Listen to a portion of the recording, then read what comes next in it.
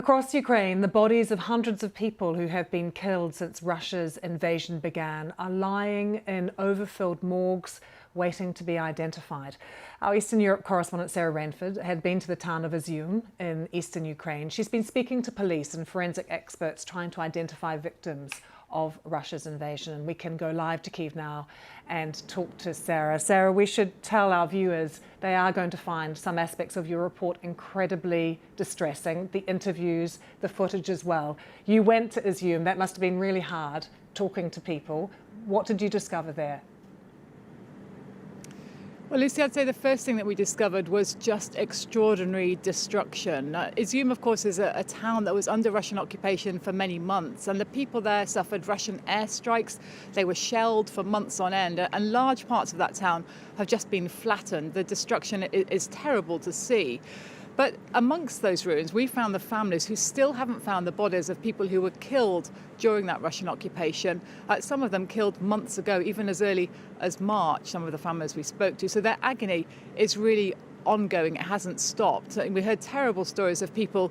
One woman who told us she was just looking for a fragment of her sister so that she could at least bury her. That's the thing. They feel like they're suspended in this horror because until they can have a funeral, until they can lay those bodies to rest, they can't begin to move on. And so it was really quite distressing to speak to those people. But these are people who wanted their stories to be told. So that's what we've done. But what we did find was extremely distressing.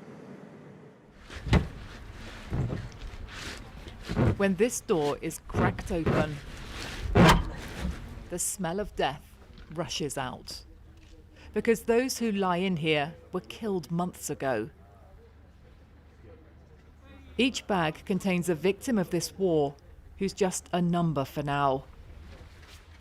The dead of Izum, still waiting to be identified. And in their town, now liberated from Russian troops, the living are still waiting too. Families still searching for those killed when Izum was occupied. So the police are not only gathering evidence of atrocities here, they're taking DNA samples from people like Tatiana, who know their relatives are dead, but hope a DNA match can finally give them a body to bury. Tatiana's sister and nephew were killed in March in a Russian airstrike on their block of flats. They found Zhenya, but Ira was torn apart. I cannot even find a piece of my sister. I'm waiting to find even a little piece, so I can bury them both together. The police work going on here in this room is extremely calm and very careful because every single person who's coming in to see them has a terrible story to tell. All of them have close relatives who were killed when this town was occupied, and none of them have found their bodies yet. This is where Tatiana's sister and nephew died. They've been sheltering in the basement for safety. Even after months of this war, I found the scale of destruction staggering. Whole families were killed here. But identifying their remains is painfully slow. The experts are overwhelmed, and taking DNA from badly burned bodies is extremely difficult. But Tamara is desperate to find the body of her son. She led me into the wreckage of their home, destroyed just days before Izum was liberated. Oleg was killed here, lying in his bed. Tamara was taken to hospital, and in the chaos, no one's sure where her son was buried. I ask how she copes with that. Every day I get up and think that my son is lying somewhere, and I just need to bury him properly.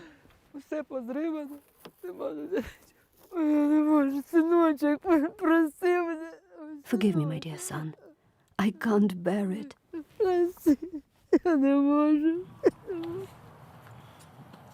It's possible Oleg was brought here, to one of hundreds of graves dug by volunteers when Izum was occupied. because many were buried with no name. This one says only old man. The bodies were exhumed in September, but so far just 5 have been identified through DNA tests. One of them was Vladimir Vakulinka. 9 months after his death, his family could finally hold a funeral. The children's writer had been abducted by Russian soldiers. But all this time, his mother had clung to hope. She now knows he was shot. God teaches us to forgive, but I will never forgive the murderers. I will live in the hope and belief that the investigation finds who's responsible and that they will be punished.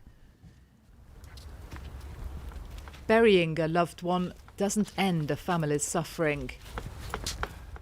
But it is a last goodbye that so many here are still being denied. Oh, Sarah, the scale of the devastation there is so shocking, but also just the pain of those families. I mean, they obviously just need certainty so they can start some kind of grieving process. I mean, the pain just came through the screen that they were experiencing. And meanwhile, this war goes on, and we've been closely watching here in the newsroom what's been happening in Belarus today because President Putin is there. What are his objectives while he's in Minsk? Well, that's a very good question, and I think it's one that Ukrainian officials are asking themselves very closely today, because this is the first time that Vladimir Putin himself has been to Belarus for some 3 years. We've seen the Belarusian leader, Alexander Lukashenko, fly to Russia, to various locations to meet Vladimir Putin multiple times in the past year or so, but not this direction, not Putin going to see Lukashenko. He's also accompanied by his defense minister and by Russia's foreign minister. So this is a very big delegation.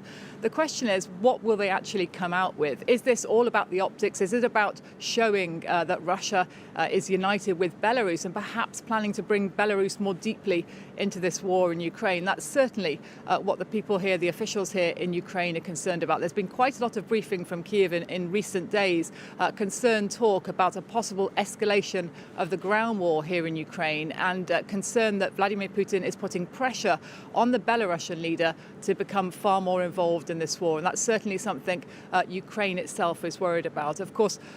And that means that the big thing to remember about this war, of course, we talk a lot about the battlefield, we talk about the front lines, we talk about the blackouts and the attacks on the power grid. But this is a war that every single day almost is killing civilians. And those are the civilians that we were meeting and talking to their relatives in the report that you just heard there. So, it's a war that has huge consequences for this entire country. Sarah, thank you so much, and for that powerful reporting from Izum. Sarah Reainsford in Kyiv.